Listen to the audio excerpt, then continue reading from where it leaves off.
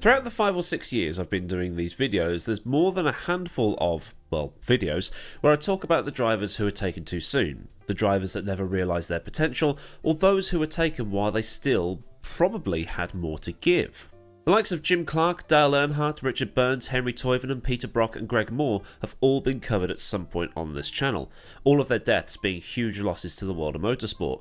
But that's not to say that they are more important than the likes of Tom Price, Roland Ratzenberger, Jules Bianchi and others. But there is another group of drivers, those who came into Formula 1 and through no fault of their own were involved in accidents that later prevented them from continuing those Formula 1 careers. Instead, they'd be given a second chance, either to go on to do other racing series or have other adventures outside of Formula 1.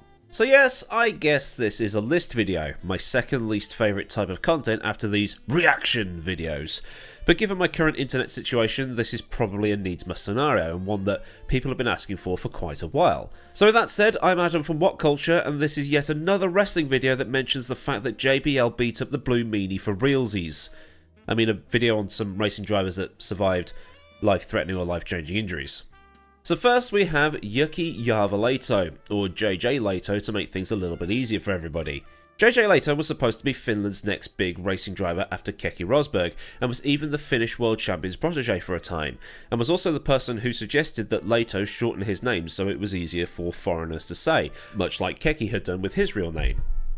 Lehto's rise through the single-seat ranks included winning British Formula 2000 in 1987 and then the British Formula 3 Championship in 1988, which at the time was the junior series to be in. His F3000, now F2 season was not as competitive, but he did manage to score a test with Ferrari before debuting in Formula 1 with Onyx. In 1991 he joined the Scuderia Italia team and managed to establish himself as a midfield runner, going as far as to score a third place at the 1991 San Marino Grand Prix. But that was as good as it got, with no more points scored through 1991 and 1992. He then moved to Sauber in 1993 and was paired with Karl Wendlinger, who had impressed in Sauber and Mercedes sports car program previously. He scored points on the team's debut in Kyalami and did enough over the season to attract the attention of Benetton, who needed someone to partner Michael Schumacher. But in pre-season testing with Benetton on the 21st of January 1994, Lehto crashed the car, breaking his neck. It was a combination of things, really. Number one being he hadn't expected Schumacher to be as quick as he was and thought the new dampers were the reason for it. So when he went out, he was on the standard dampers, not the new ones, and didn't have as much grip as he was anticipating. And crashed. There was also something about like water on the track like the dew and stuff like that, but while he was in the hospital, his girlfriend told him that she was pregnant. So Lehto was replaced by Jos Verstappen for the opening 2 rounds in Brazil and Japan, and he would return for the ill-fated San Marino Grand Prix where he'd stall on the grid and be hit from behind. As he wasn't back to full fitness yet, the shunt from behind tweaked his neck further, and he then had some atrocious outings in Monaco and Canada where he was up to 2.2 seconds slower than Schumacher, a deficit to a teammate that hasn't been achieved since. He was, however, running third in Spain until the car died. Some think the pace deficit was due to the smashes and the neck not being right again.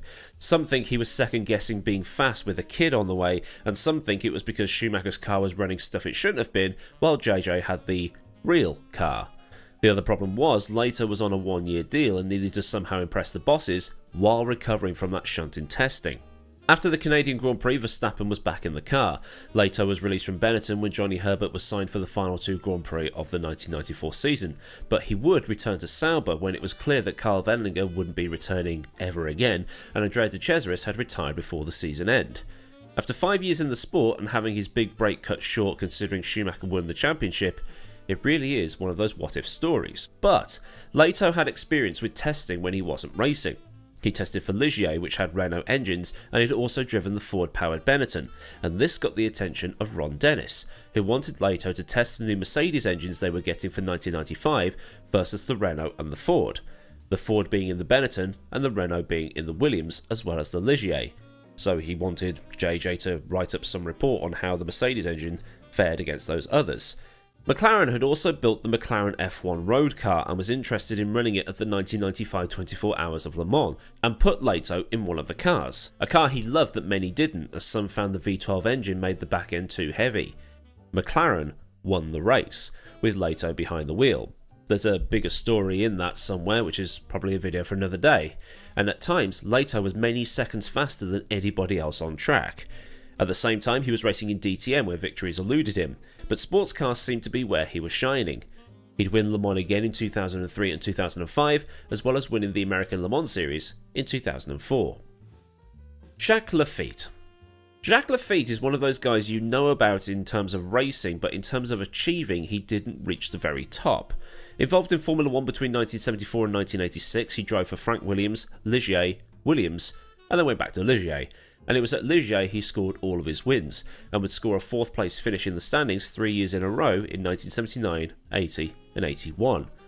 Like many drivers of the era, Jacques would also dabble in sports cars, winning the 800 km of Dijon in 1975, the Monza 1000 km in 1975, the 1000 km of the Nürburgring in 1975, and have class wins at the 500 km of Nürburgring and Monza in 1988.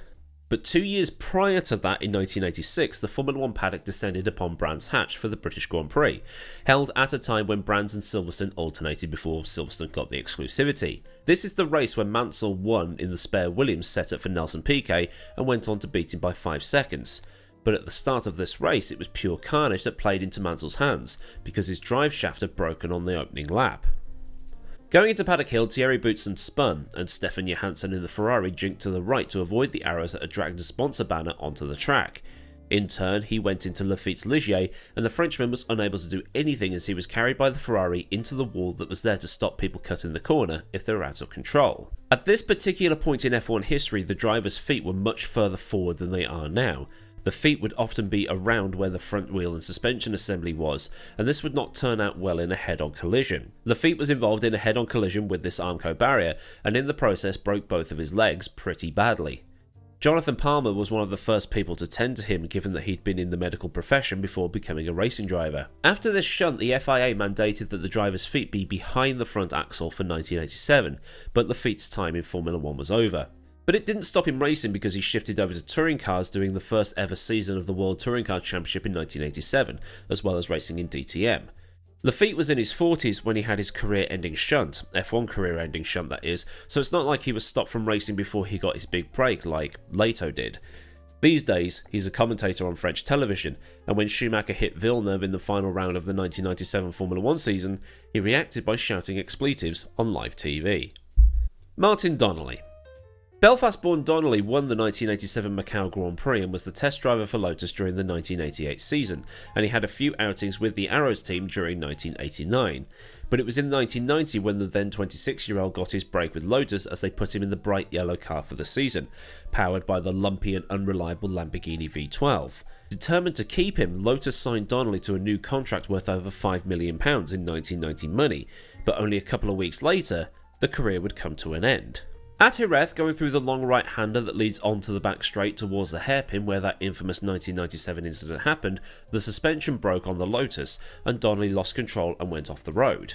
You've probably seen the footage on YouTube at some point. I'd love to put it in the video, but not possible. Anyway, the car was destroyed and Donnelly was ejected from the car still in the seat, with his legs smashed, his lungs bruised, and also sustaining head and brain injuries. Thanks to the efforts of the medical crews led by Professor Sid Watkins, Donnelly survived, but while he'd recover, his racing career was over. He transitioned over into driver coaching and doing a few domestic level races, including a short run in the British Touring Car Championship, but he never raced in anything major ever again. He does, however, maintain a close relationship with Lotus cars. And a fourth and final one on here, just because this video is going to go on forever otherwise, I've got Helmut Marko. If you're new to F1 or motorsport in general, it's easy to forget that Red Bull's answer to Malcolm Tucker was a racing driver to start with.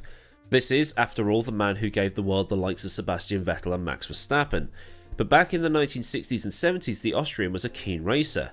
He was, after all, friends with Jochen Rindt and participated in a total of 10 F1 World Championship events.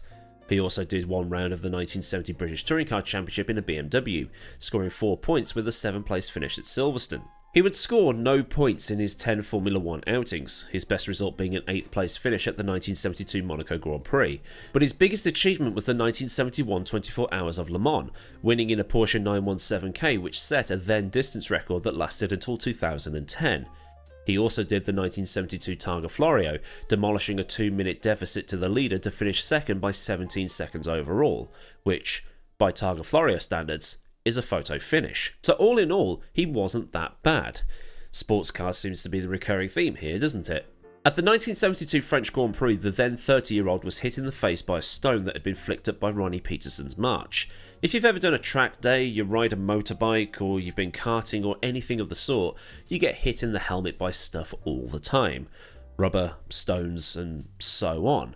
But through sheer bad luck, this stone went through Marko's helmet visor and hit him in the eye, permanently blinding him in the left eye and ending his racing career there and then. But Marko had obtained a doctorate in law in 1967, which is where the doctor in Dr. Helmut Marko comes from. He also took Karl Wendlinger and Gerhard Berger on as clients when he went into management, and set up an F3 and F3000 team in 1989 called RSM Marko, which was later sponsored by the energy drink giant Red Bull in 1999. This later evolved into the Red Bull Junior program. Through this program, Christian Klien became the first driver to graduate from the setup into Formula 1, followed by the likes of Sebastian Vettel, Vittorio Liuzzi, Daniel Ricciardo, Alex Albon, Pierre Gasly, and obviously Max Verstappen. If I haven't named the driver you want me to name, don't worry, I haven't forgotten. And that same point goes for other drivers who had careers ended by injury. Wendlinger is another good example that's worth a video in itself. He was sent into a coma after a smash at Monaco in 1994. There was Alessandro Nannini in the helicopter accident, Didier Pironi's injuries at Hockenheim, Robert Kubica as well to an extent. There are more than a handful of honourable mentions, but these are the ones I thought were interesting, especially the Donnelly one because, well, it's a miracle he got out of that with his legs still attached. Plus the script is nearly 2,500 words long, so I've been here long enough. While we often think or hear or talk about those killed in massive motor racing accidents, there are those that live to tell the tale. Some of them might not have been able to carry on racing at the top level, but they were still able to find a home or find some way of carrying on elsewhere. In the case of Donnelly, went into driver coaching and still works with Lotus cars today. Helmut Marko became, well, Helmut Marko. Every cloud having a silver lining and all that. They might not be in Formula 1 anymore or racing anymore, but at least they're still alive. And I think that's probably the best way to look at it. Yes, I can't use my legs anymore, but I'm still here. So then a look at some drivers who weren't killed but otherwise had their careers in Formula 1 ended through injury. If this has been interesting, then do like the video so I know I've done a good job, and for more like this, get subscribed with the bell on so you never miss out on anything else I do around here. Massive thanks as ever to the kind folk at Patreon for the continued support, and if you want to help out at a more personal level, there is a link to Patreon in the description, along with links to Discord, socials, F1 Store affiliate, and anything else you might want or need to know. Or the super thanks if you just want to buy me a coffee, a pint, or help contribute to the building of this new studio that I'm in. So until next time, I've been Millward, have a great day wherever you are, and I'll see you all again soon. Goodbye.